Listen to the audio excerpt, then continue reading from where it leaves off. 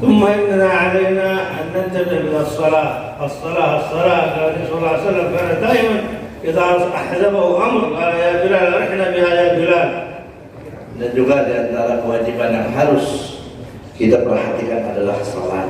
Ya, karena salat itu adalah perintah yang sangat begitu dapat perhatian penuh dari baginda Nabi sallallahu alaihi wasallam.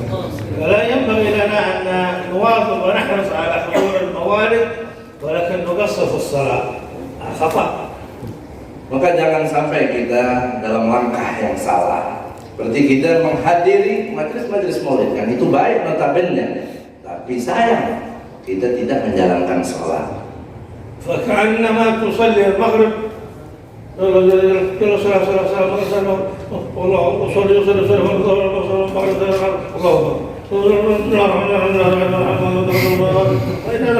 كلهم شاف يروح المولد. لا tidak bagus. Kadang-kadang orang nampak terlalu terburu-buru dalam sholatnya, melaksanakan sholat maghrib dengan tergesa-gesa. Kenapa? Karena buru-buru ingin hadir maulid. Ya, melihat sholat ini wajib, maulid pun baik, tapi jangan sampai yang wajib ini kita sepelekan. فلا يكون لك قبول إذا اهتميت بالسنة وتركت الفرض. Tidak akan kau diterima punya ibadah sunnah tatkala kau meninggalkan yang wajib. ثم علينا أن ننتبه بالصلوات أبنائنا وبناتنا ونسائنا في بيوتنا. Dan juga wajib bagi kita ingat untuk memerhatikan sholat-sholat anak-anak kita, istri kita, keluarga kita di rumah. الكثير مننا كآباء لا يسأل ابنه أو بنته هل صليت العشاء؟ هل صليت المغرب؟ الابن يأتي من الشارع وأمه تقول ماما هذا مكان وأنا ما شاء الله جوعان وتعطي له مكان. لم تسأله أمه أو أبوه هل صليت المغرب؟ هل صليت العشاء؟ أبدا. Banyak orang tua yang tidak pernah bertanya lagi kepada anak-anaknya, apakah kalian sudah sholat?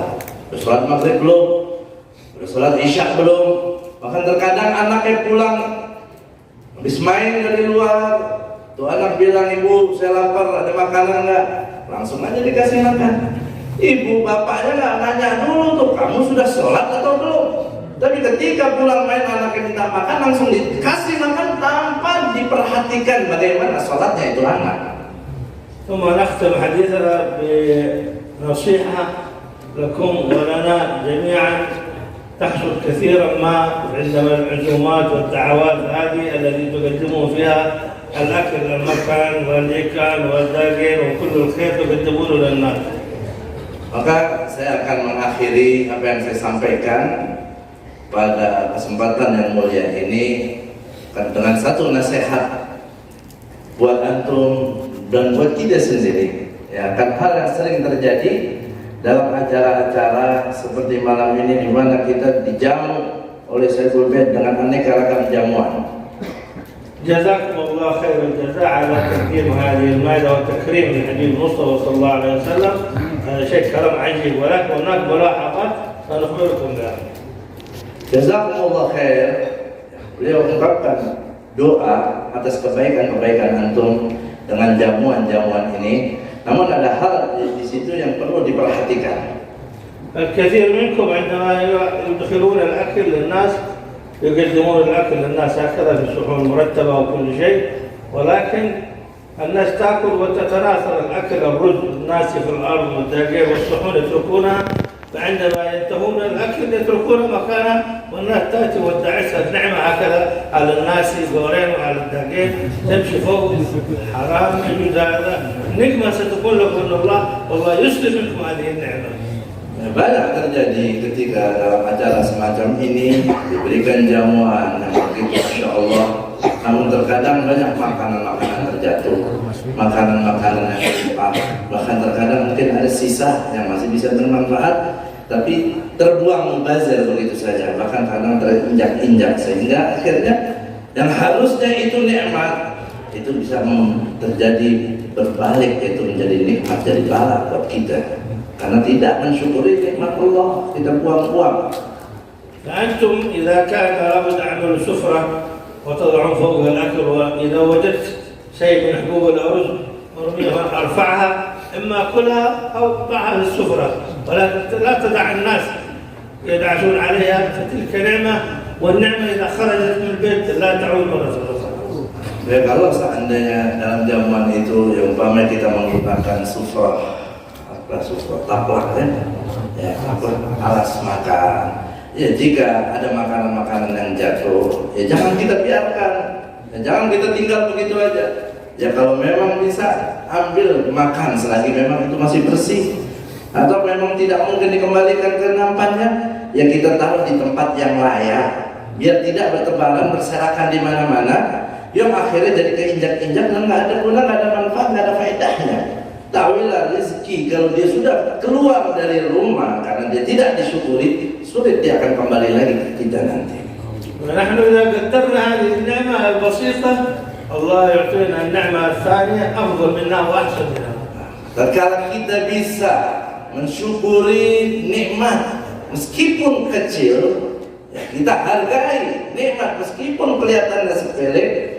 Karena kita bisa menghargai dan melihat nikmat itu besar, Allah Subhanahu wa taala akan mendatangkan nikmat yang lebih besar. انظر إذا أنت تقدر نعمة الله وتفكر كم من الفقراء في الشوارع لا يجدون هذه النعمة التي عندنا، هنا ربنا يكرمنا ويعطينا، ونحن لم نفكر في ذلك ونرمي النعم على الأرض. ولو كانت عندك حبة واحدة ناسي، حبة واحدة ناسي، فكر كيف وصلت إلى عندك، كم خدموها الناس أول ما زرعوها ثم ارتفعت وكبرت الشجرة وما حتى وصلت إلى المطبخ وطبخوها وجاءت إلى حولك إلى عندك إلى داخل البيري ما شاء الله وقعدت تأكل. Pikirkan, itu nikmat Allah Subhanahu wa taala berikan kepada antum. Sedangkan banyak orang-orang di luar sana, ya, dia tidak bisa menikmati apa yang kita nikmati. Ya, apa yang kita makan belum tentu mereka juga menikmatinya. Itu satu butir nasi bisa sampai ke kita. Berapa orang rantaian di situ yang Allah tugaskan untuk mewujudkan nikmat satu nasi bisa sampai kepada kita. Sampai ada yang memasaknya, bahkan kita hanya tinggal makan saja. Maka muliakanlah nikmat Allah Subhanahu wa taala sekecil apapun, karena proses apapun yang sampai kepada kita itu tidak dengan jalur yang pendek, tapi jalur yang berantai panjang. Banyak makhluk Allah yang Allah tugaskan khidmah kepada kita untuk sampai nikmat itu kepada kita. وبهذا نروي لكم قصتين. الصومال، دولة الصومال تصنع بالصومال في أفريقيا، كانت زمان غنية غنى فاحش كبير، كانت هي التي تعطي السعودية، المملكة العربية التي تصرف على المملكة العربية السعودية، فأذاق الله لباس الجوع ما كانوا يصنعون. كانوا الصومال من حقهم الغنى الكثير، يذبحون الكامبينج هذا ويأخذون بس فقط منه الكبدة، هذه الكبدة شعاف الكبدة، ويأكلونها والباقي كله يرمونه في الزبالة. فأذاقهم الله لباس الجوع وحرمهم، والآن فقراء ما عندهم شيء. لهذا أنتم حافظوا على النعمة، حافظوا على النعمة قدر الاستطاع، لا تتركونها هكذا ترمى في الأرض. كذلك لبنان الآن يريدون أن يأكلون لا يجدون الأكل. شوف كيف دارت الأيام، وكانت لبنان بلد جميل ما شاء الله، لكن وعندهم كل الخير. الآن لا عندهم في حتى حبة رز ولا كهرباء ولا ماء ولا شيء أبدا. وكانوا إذا أخذوا سندوتش يأكل سندوتش أكله في الطريق، الشيطان عندهم قام يخلص ما يريدوا. لا إله إلا الله، نعمة أنت هذا مكان. Beliau bawakan satu kisah, satu contoh dalam hal ini. Negeri Somal atau Somalia di Afrika yang kita kenal dulu itu adalah negara yang kaya raya. Di negara yang kaya raya, bahkan dia memberikan dana untuk kerajaan Saudi. Dia memodalkan negara Saudi, dia menyuntik dana ke sana. Tapi apa yang terjadi sekarang? Allah terbalikkan keadaan. Sering mereka melakukan atau mengalami yang namanya bencana kelaparan, makanan sulit, ekonominya hancur dan jatuh. Sebab apa? banyak dari mereka yang mengkufuri nikmat Allah. Di antaranya apa? Kalau dulu mereka kalau menyembelih kambing itu yang diambil hanya cuma bagian hatinya aja. Hatinya yang diambil, daging dan yang lainnya nggak diambil, tapi dibuang di tempat sampah begitu saja. Dan yang mau memakan bagian hati dari kambing aja. Nikmat Allah yang lebih nikmat dibuang oleh mereka. Mereka tidak bersyukur kepada Allah. Maka sekarang keadaan dibalik oleh Allah menjadi negara salah satu negara yang sangat miskin. Contoh lain negara Lebanon.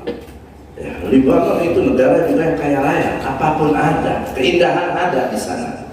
Mereka memiliki harta yang limpah orang dulu, tapi sekarang keadaan sudah terbalik.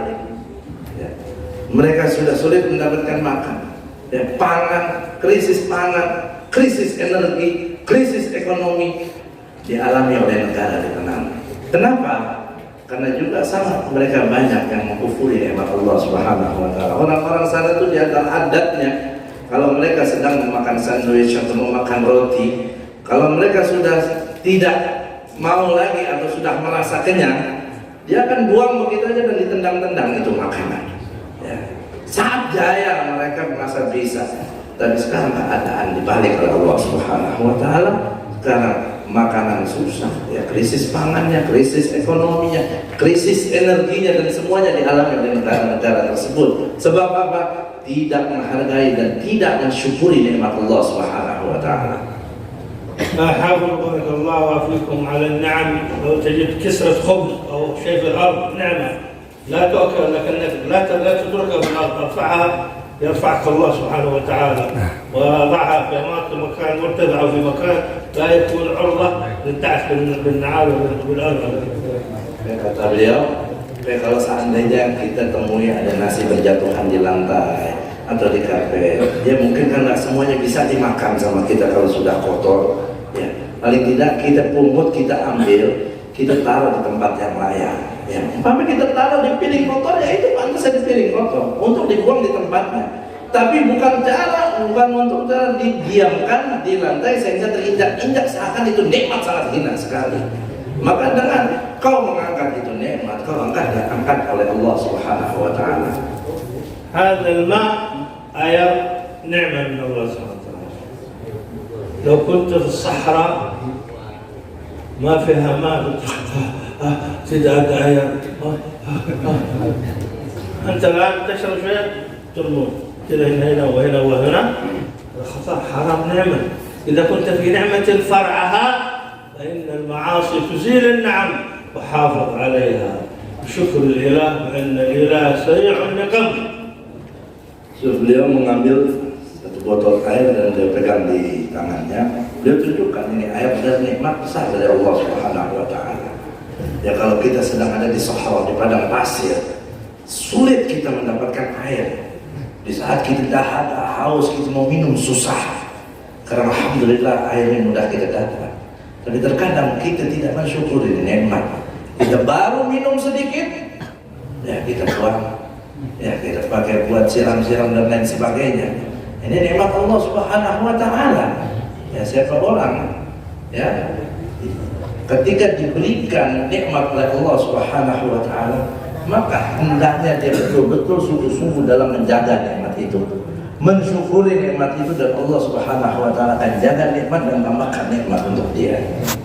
فأنت هنا إذا وجدت قارورة هذه غرشة مفتوحة فتحتها وشربت منها شيئا لا تتركها، لأن قد يكون الواحد وكاذب ما باقي حق الناس شربوا منها، فأنت خذها معك في جيبك إلى بيتك واشربها في بيتك. وإذا لا تريدها إلى بيتك مر على شجرة من الأشجار في الشارع وسقيها في الشجرة، لكن تتركها هكذا ثم يأتي الخادم ويكبها في المجال وهكذا حرام. هذه نعمة عظيمة، نعمة الماء، وسقي الماء فيها أجر وثواب كبير. أنت إذا أعطيت إنسان ماء ما شاء الله، من سقى مؤمنا شربة ماء حيث يوجد الماء، وكان ما اعتقد من رغبة من أولاد سيد إسماعيل. فحافظوا على هذه النعمة وبارك الله فيكم. Dan beliau kasih contoh nih air yang di botol yang tersegel. Jika kau buka, kau minum, masih tersisa, jangan ditinggal, bawa. Ke rumahmu, biar kau minum nanti sisanya. Karena sudah biasanya manusia kalau minuman tersegar dia sudah dibuka dan sudah diminum, enggan untuk meminumnya kembali. Maka bawa, ya, jangan sampai kau minum sedikit kau tinggal. Akhirnya air itu dibersihkan, diberes, dibuang begitu saja, tidak manfaat, sia-sia. Andai kata kau nggak mau bawa ke rumah, nggak mau minum lagi, tetap bawa itu air, gunakan untuk siram pohonan, biar manfaat buat makhluk hidup. Jangan sampai kita kucilkan nikmat air yang besar ini, ya. Karena di antara sedekah, amal baik yang paling besar pahalanya, ganjarannya, bahkan seperti membebaskan budak, itu memberikan air, memberikan orang minum. Ini amal baik. Maka jangan sampai kita kufurin ini nikmat dengan kita meminum sebagian dan kita tinggal begitu saja, akhirnya diberesin sama petugas kebersihan dan air itu akhirnya dibuang, tidak ada manfaatnya.